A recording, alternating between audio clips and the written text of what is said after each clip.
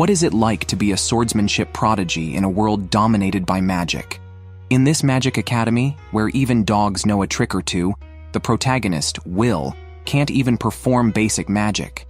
During a magic class, after teaching a spell, the teacher calls Will for a demonstration. He is supposed to control flames with a catalyst. Isn't this just setting him up for failure? Will can't even produce a tiny spark. The teacher is unsurprised, and the other students burst into laughter. Even the teacher mocks Will, calling him a model student only good at academics. The top students can't wait to show off, waving their wands to produce fierce flames. The teacher is displeased with such unauthorized actions. Cheyenne claims he was just trying to help Will, who seemed uncomfortable, but as a top student, the teacher lets it slide. In this world, magic is supreme. Magic is authority, and magical power is strength. This academy honors magical talent above all. For someone like Will, who only knows the theory but can't perform magic, this place is unsuitable. It's an implicit suggestion for Will to drop out voluntarily. Yet, Will has no rebuttal. After class, Cheyenne comes to provoke him with others, because Will can only earn credits by fighting low-level monsters in the dungeon.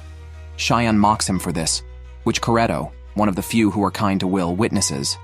She knows how gentle and hard-working Will is, but kindness and effort alone can't make one a sorcerer, let alone reach the esteemed title of the Supreme Five Staffs. Cheyenne leaves with these words, taking his followers with him. Coretto comforts Will, telling him not to worry about what happened in class. Instead, Will reassures her, displaying his gentle nature, even seriously complimenting Coretto on her cuteness, which she can hardly resist. Will doesn't care about the mockery from teachers and classmates. He loves this world and admires the strongest magicians, the Supreme Five Staffs, who support the skies. Long ago, when the world faced threats from invaders from the sky, these 5 magicians emerged and drove the invaders away, sealing the sky and bringing peace. The title of Supreme Five Staffs continues to be the highest honor among magicians. Today, the Ice Princess staff might be watching them, and Coretto wonders if they are looking at them too. Will confidently assures her, as if he can see them himself. A memory from childhood suddenly came to Will's mind. He and a girl named Erufaria were discussing the sky. Erufaria said the real sky had the moon and the sun hanging in it, and a beautiful sunset on the other side. She believed that if they could reach the top of the tower closest to the sky, they might see such a sight. To enter that tower, one must become one of the Supreme Five Staffs. Back then, Will had no idea how unreachable this dream was. They made a pinky promise to watch the sunset together one day. Erufaria eventually became the youngest of the Supreme Five Staffs and successfully reached the top of the tower. However, Will still couldn't even perform basic magic. He then went to another teacher, Wakuna. Before Wakuna could get angry about his visit to the dungeon, Will knelt down and explained he was just trying to earn credits. The 2 demon guard bones he brought back were indeed worth 2 credits.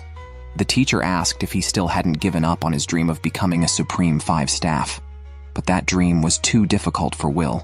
To reach the tower top, one must advance to the upper college and earn substantial credits in academics, practical skills, and internships. Will, unable to use magic, couldn't earn the needed practical skills credits. This crushed his hopes. The teacher, feeling a bit sorry for him, told Will that not only becoming a Supreme Five Staff, but even graduating was difficult for him. He needed to earn 4 credits that week. Will immediately started searching his notes for a monster worth 4 credits. The teacher said he hoped Will wouldn't go to the dungeon, but accidentally let slip that Baskerville was spotted on the 6th floor. Upon hearing this, Will excitedly thanked the teacher. Unbeknownst to them, Cheyenne had overheard their entire conversation. Seeing a chance to get rid of Will, whom he considered useless, Cheyenne set out for the 6th floor of the dungeon before Will. Cheyenne was not alone. He brought 2 minions with him. Worried about their ability to handle the 6th floor, the minions hesitated, which annoyed the proud Cheyenne. After they quickly corrected themselves, Cheyenne angrily proceeded to the 6th floor. Soon they encountered a large monster. As soon as it appeared, it sent one of Will's minions flying with a punch. The remaining minion, terrified, screamed so loudly that Will heard it. Will, along with his pet Kiki, rushed towards the sound. His speed did not seem like that of a poor student. as he almost instantly arrived near the battlefield. Will did not immediately reveal himself, but hid and observed the battle. He saw Cheyenne sitting on the ground, continuously casting spells at the monster.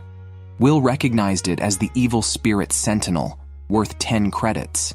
This type of monster should be on a lower level, so why was it on the 6th floor? Was there an accident with the floors? Cheyenne, who always claimed to be a top student, now looked terrified. His brain was too rigid to think of any strategy, only managing to cast fire spells passively. However, these fireballs couldn't even break the monster's defense. As the monster closed in on Cheyenne, Will prepared to rush out to save him, but then hesitated. Did he really need to save him? Remembering the times Cheyenne bullied and mocked him, Will felt indifferent about saving him. However, the next moment, he remembered the words Erifaria said to him before she left, describing him as not only gentle, but also braver than anyone else. Will decided that if he watched a classmate die in front of him, he wouldn't deserve to stand alongside Erifaria. With that thought, he put on the glasses Erifaria gave him, drew his sword, and charged forward, shielding Cheyenne just in time. Meanwhile, Teacher Edward arrived at Teacher Wakuna's office, displeased, saying that Cheyenne and the others had gone to the dungeon without permission, and asked Wakuna to send a familiar to look for them. Wakuna was about to release a small bird when he heard they were on the 6th floor and felt relieved, knowing Will was there too. He showed the situation on the 6th floor through a crystal ball. Will was fiercely fighting the monster with his sword. Despite having no magical ability, his speed and strength showed him to be an experienced and excellent fighter. Unable to injure Will, the monster tore up the ground, sending a barrage of stones flying at him. Will dodged and closed in on the monster, then suddenly accelerated and disappeared in a cloud of dust. Taking advantage, he jumped behind the monster and plunged his sword into its neck.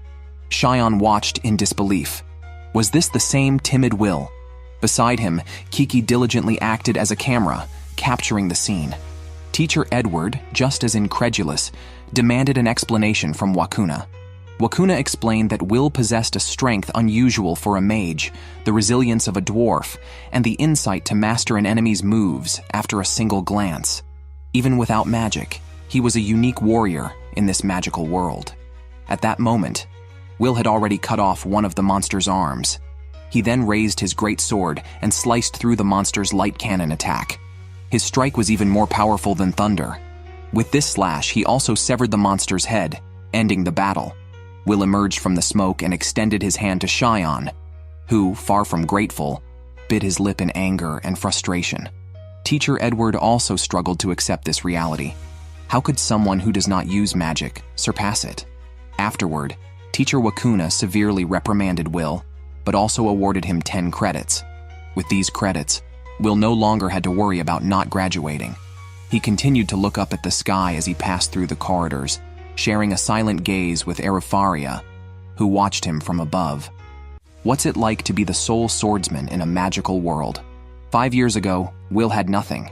He, unable to use magic, was mocked. He entered the Magic Academy, only because the leaders wanted Erifaria to join. After Erifaria became one of the top 5 mages, Will became worthless. Until one day, Teacher Wakuna took him to the principal's office, where the principal gave him a short sword, and Will awakened his power as a swordsman, startling Wakuna beside him. The principal promised to recognize Will's enrollment, even though he couldn't use magic.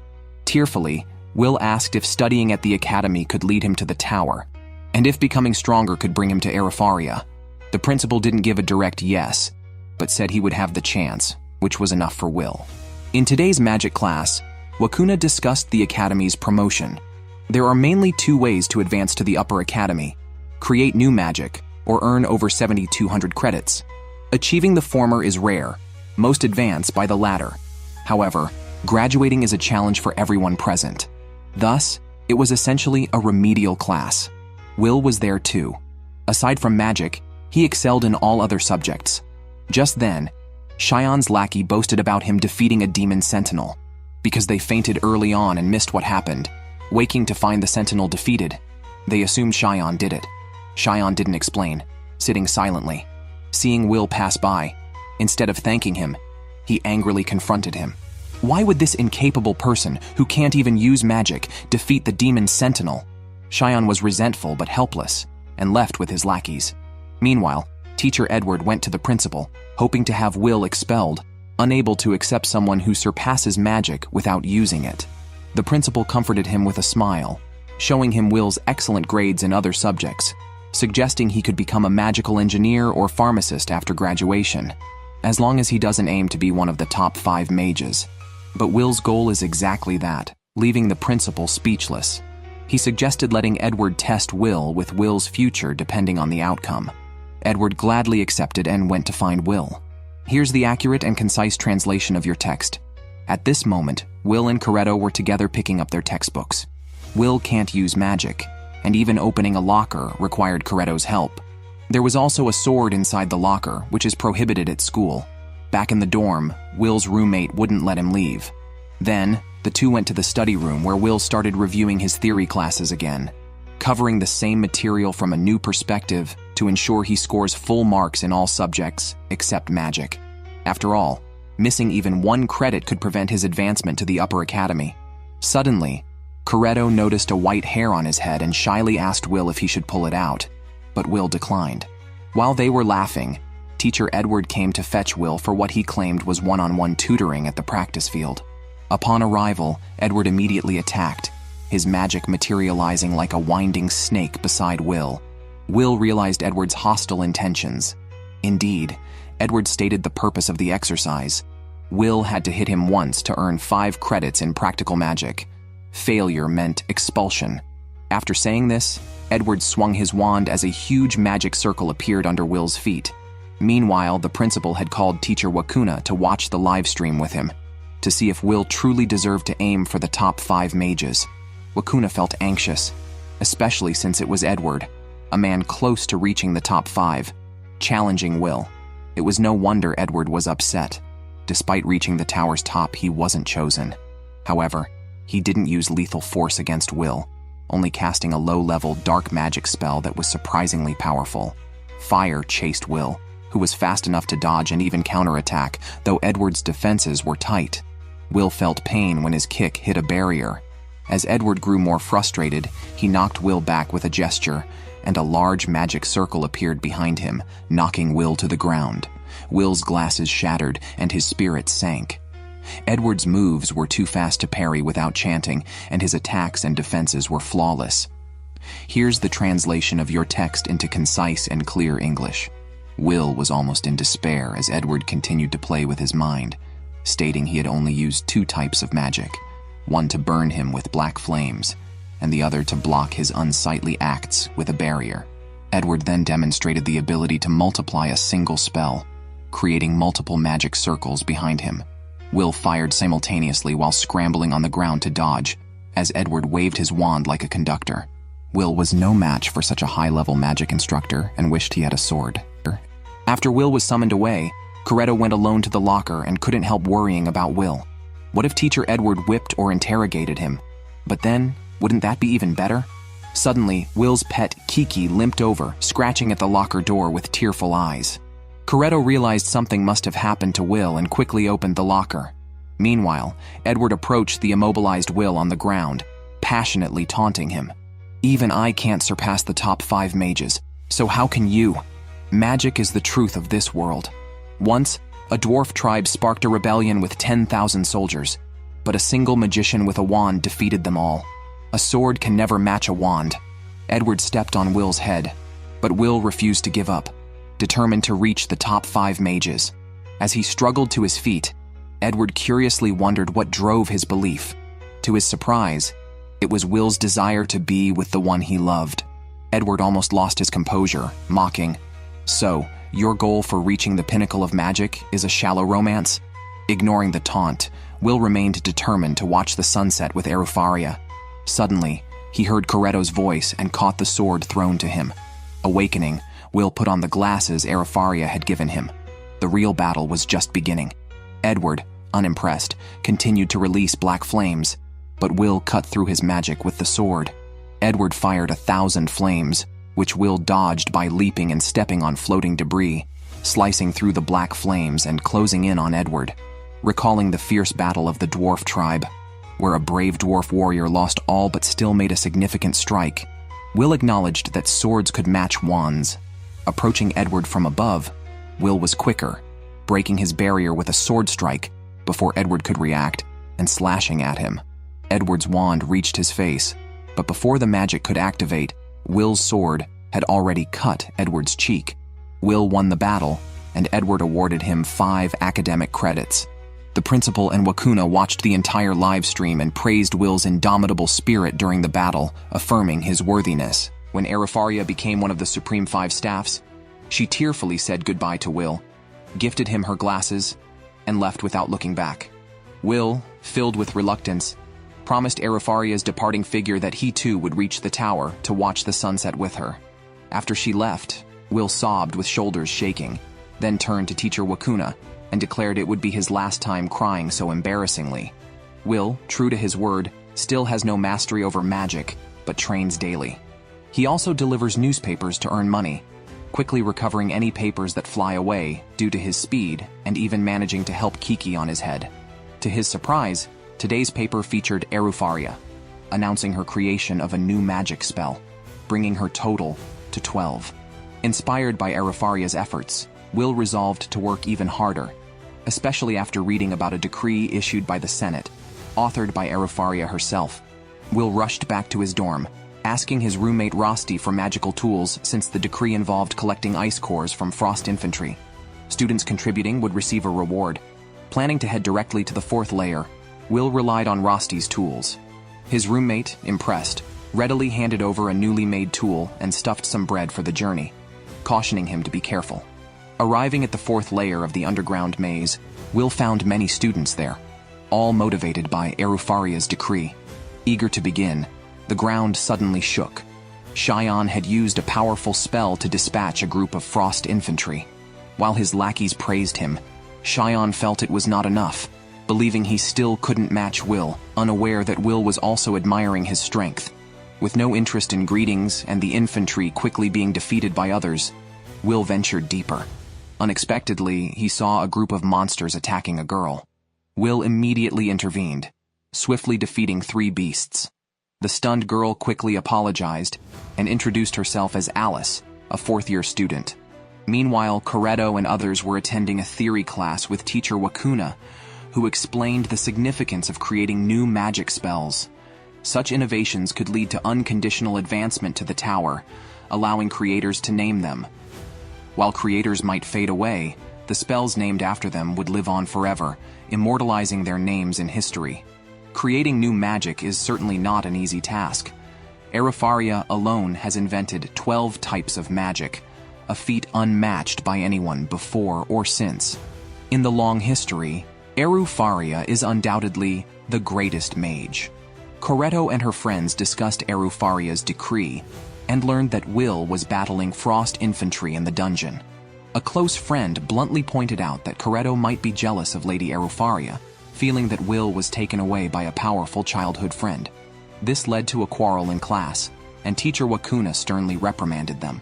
However, Coretto was indeed very concerned about Will and Arifaria's relationship. Meanwhile, Will simply teamed up with the younger student he had saved. Surprisingly, this junior was only 14 years old. She was very kind, which made Will wonder why she wouldn't discriminate against him, given his lack of magical ability. When Alice heard this, she found it even stranger. How could she scorn someone who helped her? After all, she respects anyone with skills, even if they're not magical. This is what normal people think. Alice was also motivated by Arifaria's decree, wanting to help the Supreme 5 staffs and aiming to become a supporter of the sky. Most people in this world have never seen the real sky. What they see is a barrier created by the Supreme 5 staffs with powerful magic. If this barrier breaks, darkness will envelop the world again, and calamity will strike.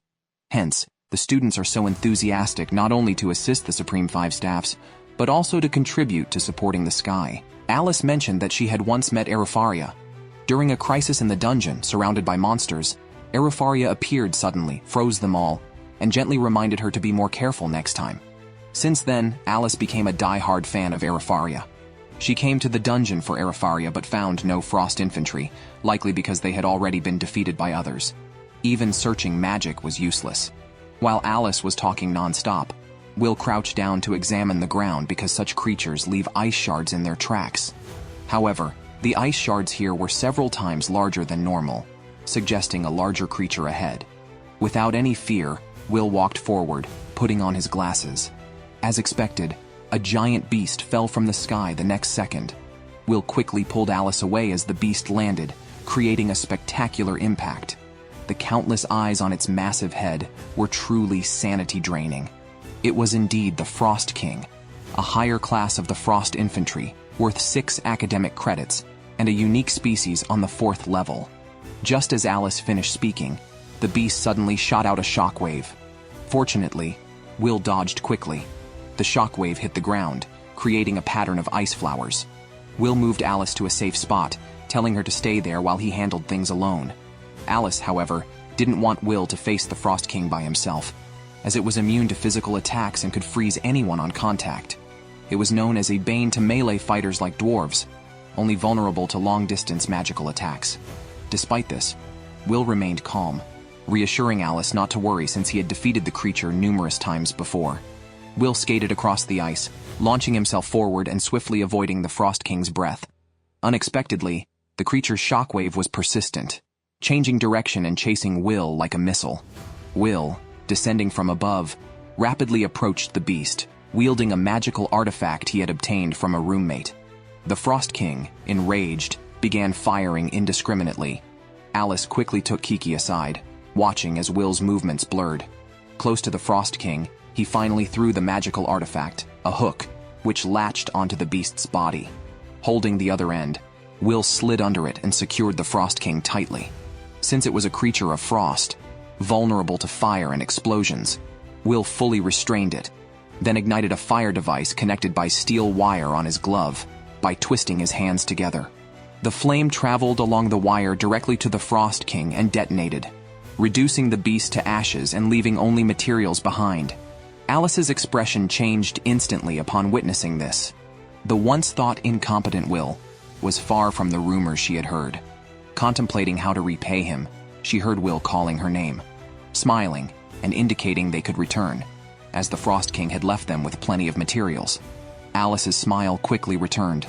Upon their return, Alice headed straight to the Mage's Tower, removing her disguise on the way and entering a grand hall. Seated there were the Supreme 5 staffs, though the central seat was vacant. Wistoria was among them. Alice reported her discovery at the academy, mentioning Will, an interesting talent who couldn't use magic. She suggested making him a member of the tower.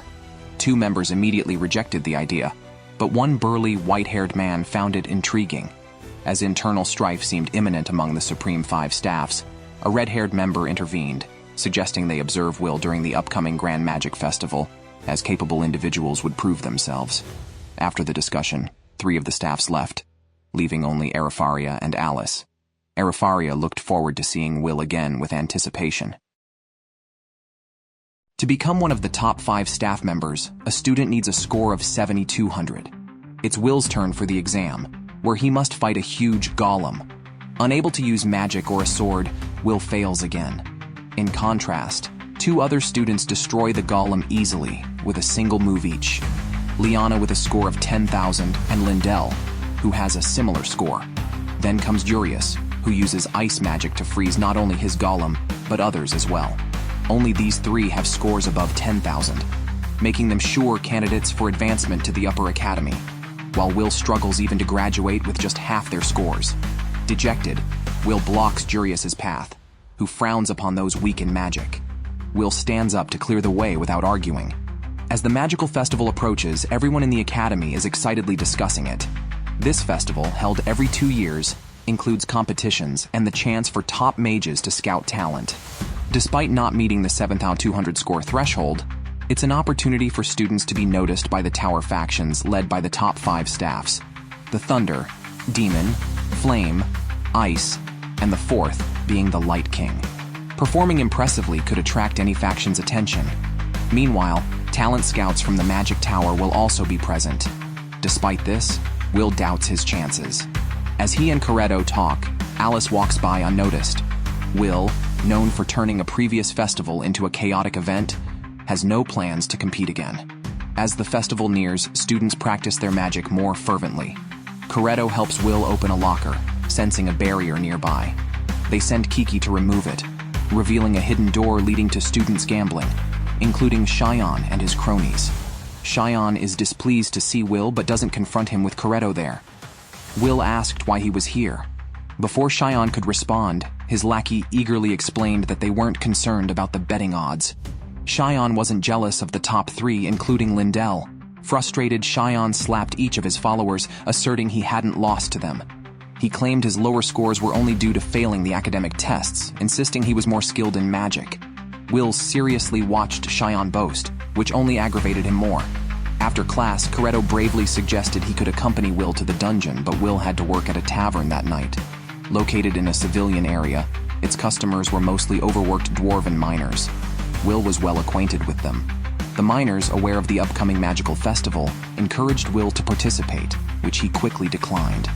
Right after, the boss reminded him not to slack off and to learn from his roommate Rosti, who worked efficiently and enthusiastically. Though Rosti was liked, the miners preferred Will, calling him their dwarven brother. The tavern was filled with a jovial atmosphere. While washing dishes, Rosti questioned why Will, with his connection to teacher Wakuna, didn't pursue a better-paying job. Will didn't want to bother his teacher and enjoyed the company of the hardy dwarves. Unexpectedly, Jurius and his lackeys entered the tavern because other places were full. Jurius, who looked down on Will and the dwarves, quickly angered everyone with a few words and mocked the homeless state of the dwarves, whose world had been destroyed by invaders from above, forcing them to flee to this world where they have been bullied and not allowed to retaliate against the noble mages. Only able to glare in response, the dwarves watched as the group mocked the tavern's food. Jurius's comments grew more offensive until Will stepped out and demanded he retract the insults about the dwarves and their hard-grown beans. Enjoying Will's irritation, Jurius kicked a plate, which hit Will. When his lackeys tried to attack, Will pinned them down. The spilled beer splashed on Jurius. Will declared his actions, more irrational and animal-like than the dwarves, were the most humiliating he had ever endured. Enraged, Jurius froze the entire tavern. Will, pulling out his wand, leaped from a magical formation as icicles chased him, knocking off his glasses and trapping him against a wall. Jurius pointed his wand at Will's chest, creating an ice flower penetrated by the wand, stabbing at Will's chest. Rosti gripped his wand, ready to intervene, but Jurius suddenly decided freezing Will here wasn't enough to appease his anger. He ordered Will to participate in the magical festival, intending to humiliate him publicly. Will shattered the ice column with his body, seized Jurius's wand, and agreed to compete, but demanded that if he won, Jurius must apologize to the dwarves. The highly anticipated magic festival has finally arrived, starting with the Sky Race, akin to Quidditch in Harry Potter. Liana, one of the top students at the academy, took the lead and set a new record by winning the Sky competition for the second consecutive time. After watching this event, Alice left immediately as she had work to do and wanted to cheer on a senior student. Once she put on her glasses, her voice noticeably changed. Cheyenne unexpectedly teamed up with Will. It seems even a tsundere cannot resist a beauty trick, requested personally by Coretto. Coretto had hoped for a private world with the beauty, but to his surprise, Will was there too. The condition for entering the final championship was that each team's total credits had to exceed 21,000. Coretto had to ask Cheyenne for help to allow Will to participate, given that Cheyenne nearly had 10,000 credits himself. Cheyenne was almost furious, yet Will didn't even look his way, instead making eye contact with Julius behind him. This further shattered Cheyenne's defenses. Despite feeling deeply humiliated by Will and now being ignored, Cheyenne reluctantly joined the team. The afternoon session of the Magic Festival was about to start, with the commentator surprisingly being Professor Edward. The host provocatively claimed that Edward was the most disliked teacher, imagining how many times he might have been hit with a wand in students' fantasies. Edward exuded a sinister aura, warning the host to prepare a coffin for the next class. The host quickly apologized and announced the start of the championship battle. The championship was divided into 5 battlefields: volcanic, swamp, rocky desert, grassland, and forest, and it was the only event featuring teams of 3. Contestants started at the outer edge of each arena and had to make their way to the central arena, with the first team to seize the crown declared the winner. In addition to the harsh natural environments, The 5 battlefields were equipped with numerous traps crafted by the teachers. During the journey to the arena, contestants could either take the shortest route through obstacles or hinder other teams, making it a true battle royale that tested the students' ability to adapt to unexpected situations. The host excitedly informed everyone that in unofficial private bets, Team 12 led by Lindell and Team 9 led by Jurius were tied for most popular. He had bet all his wealth on Lindell.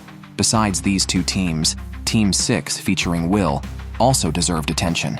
Despite having the strong substitute player Cheyenne, their popularity was the lowest because of Will's presence. Laughter erupted in the stands when Will appeared on the crystal ball, with the audience mocking him. However, the race officially began soon after. Teacher Wakuna specifically stopped Will at the entrance, having previously advised him against participating in the Magic Festival. Yet Will, showing a resolute expression, declared that even if ridiculed, he wanted to win the race. As the start signal for the race sounded, all contestants rushed out, first encountering the forest of golems. Surprisingly, Will took the lead. Skeptics in the audience scoffed, doubting his ability to defeat the golems, but they were quickly proven wrong when Corretto magically crafted a gauntlet for Will, who knocked down several golems with a single punch, sending a shockwave through the air. One of the mocking spectators was doused with a drink, proving that even without magic, Will's combat skills were impressive enough to astonish everyone. Thus, Will's team was the first to break through the forest of golems, with the most skilled Cheyenne unable to demonstrate his strength and seemingly just tagging along behind Will, which made Cheyenne even more withdrawn, questioning the significance of all his efforts so far. Team 6 swiftly entered the rocky desert area, where they were met with numerous giant stone cannons. Will and Corretto coordinated once again. Will shattered the ground with a punch, while Corretto used the airborne debris to form a wall that blocked the cannonballs. He then created countless swords for Will, who threw each one with precision, destroying a cannon with every strike. After demolishing the final cannon, Team 6 easily passed through the rocky desert, leaving other teams far behind. Cheyenne continued to coast along. Spectators outside began to sense something was amiss, wondering how the supposed weakling could be so formidable. Edward clarified their doubts, explaining that Will's skills were those of a person dedicated to conquering dungeons, utilizing knowledge and experience to eliminate unnecessary actions, thus enabling precise and rapid breakthroughs. At this time, Alice was the most excited, cheering on Will loudly. The other teams, not wanting to be outdone, unfortunately lacked Will's strength, and many students fell into traps. At this rate, Team 6 might be the first to reach the central arena. Unaware of this, Jurius's team was clueless until they sent someone to investigate and discovered they were trailing Will's team. However, Jurius remained arrogantly confident, saying it was not a problem as he turned the ground he walked on into ice. Meanwhile, Will and his team had reached the final battlefield, the Forest of Magical Trees. Upon entering, numerous chains appeared, clearly the work of Teacher Edward. Unexpectedly, Will picked up his sword and skated around the perimeter of a magic circle, digging it out to face another circle, causing them to neutralize each other. Thus, they also passed this level with ease. Unable to resist, the host asked Teacher Edward for his thoughts, to which Edward simply clicked his tongue in annoyance. Will knew that approaching the arena would increase the likelihood of encountering enemies. Each team was likely to engage in combat in this forest, so they planned to maintain their lead and set an ambush, taking advantage of the terrain to confront Jurius. However, the next moment, an ice spear pierced through his cloak. Jurius had already moved ahead of them, alone, with a proud smile, launching countless ice spears with his wand. Will dodged continuously, not expecting their final showdown to start here. Both men had ignored Cheyenne, infuriating him. He had reluctantly coasted along, and now he felt invisible. His anger materialized as he chanted a spell and unleashed a massive fire attack aimed at Jurius. Corretto sensed danger and urged Will to escape, quickly erecting an earth barrier. The mighty flames surged towards Will instead.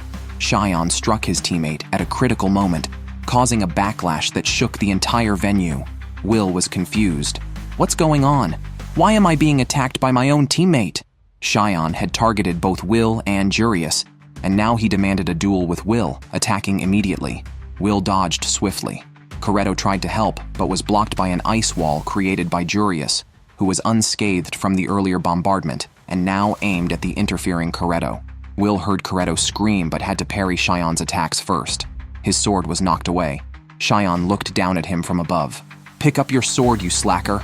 With his opponent pushing him too far, Will had no choice but to fight back to the end. Will took off his glasses, looking confused. "What's going on? Why did my teammate attack me?" The forest had turned into a sea of fire. Cheyenne demanded a duel with Will and fired a shot without explanation. Coretto was isolated outside by an ice wall raised by Jurius. A big brawl started on the spot. Will had no choice but to focus on the enemy in front of him, pulling out his sword to accept Cheyenne's challenge. Initially, Cheyenne felt pity for Will when he was bullied by others, with a note on his back saying, "I am a worthless incompetent." Unable to stand it, Cheyenne burned the note and asked Will to be his follower to at least keep him from being bullied. However, Will ignored him. Cheyenne turned him around, and Will, without a hint of sparkle in his eyes, told him to get out of the way, then picked up his things and left quietly. Cheyenne was annoyed because that guy didn't regard anyone highly, which made him start disliking Will. Now, he finally had a chance for revenge. With a wave of his wand, a fire dragon rushed straight at Will. Will jumped aside but was caught by the leg and flung away by the fire dragon. Fortunately, he managed to cut it off with his sword, but the flames exploded. Will had to retreat to avoid them. The more Will dodged, the angrier Cheyenne got, questioning why he wouldn't fight back. At such a time, Will still cared that they were teammates, and his main enemy was Jurius, not Cheyenne. Hearing this, Cheyenne got even angrier. Meanwhile, the audience was in an uproar. Team 6, which had been leading, started infighting. The host asked Professor Edward for his opinion. Edward was just enjoying the show, saying that regardless of the reasons, infighting should never happen. "Looks like the talent scouts sent by the tower will have to deduct significant points for this." "Oh, what a pity," Edward said, his face alight with excitement. The talent scouts indeed thought so. Although Cheyenne ranked 4th in his grade, the infighting certainly lowered his evaluation. In the audience, Alice took a seat next to Rosti and loudly cheered for Will, telling Rosti that Will had been introduced to her by someone. Initially, she didn't pay much attention, but now she was completely captivated by him, her words seemingly provocative. Rosti couldn't help but remark, "Will is really popular, but he's my favorite too." Meanwhile, Jurius temporarily gave up on Will and pursued Coretto, who dodged while trying to counterattack.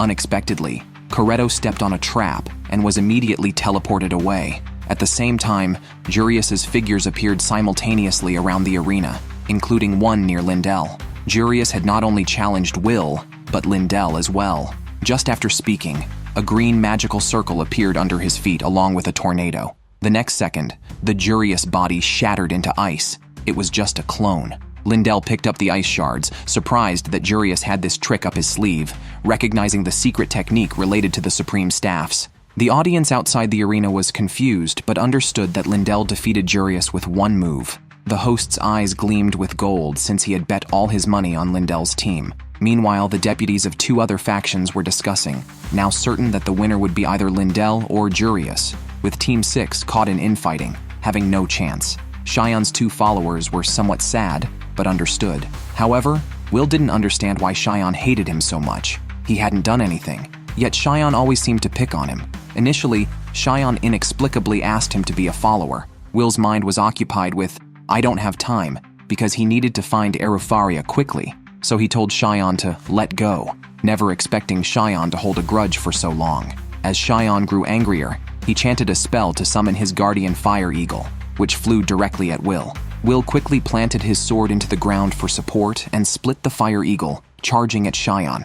Unexpectedly, the fire eagle almost instantly regenerated. It seemed essential to strike a critical blow. As 2 flames attacked simultaneously, Will dodged the fire eagle's strike and confronted Cheyenne's flame directly. Thanks to his specially made gloves, he finally neutralized Cheyenne's attack. Edward, watching from outside the arena, couldn't help but exclaim in amazement, "This is beyond the level of a student." However, his admiration was for Cheyenne, who naturally caught the attention of the Flame faction. They had only heard of this student, who was skilled but not in the top 3. It seemed he had broken through his limits during the competition. Now, Cheyenne's strength matched those top 3 students.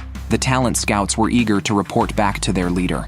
As Cheyenne's opponent, Will felt this most acutely. This Cheyenne seemed like a completely different person from the one he knew, and even Will found him hard to handle. Cheyenne, increasingly aggressive, loudly challenged Will. "Wasn't there more to you when you defeated the evil spirit Sentinel?" Will insisted. "We are teammates. I have no reason to fight you." The more Will said this, the more Cheyenne felt offended. "After being treated like a fool and suffering so miserably, you still say you don't resent me?" How could Will not feel resentment, having imagined revenge many times? But his urgent task was to defeat Urias. This statement hit a raw nerve for Cheyenne. He had always found Will annoying, incompetent, and infuriating for his refusal to give up.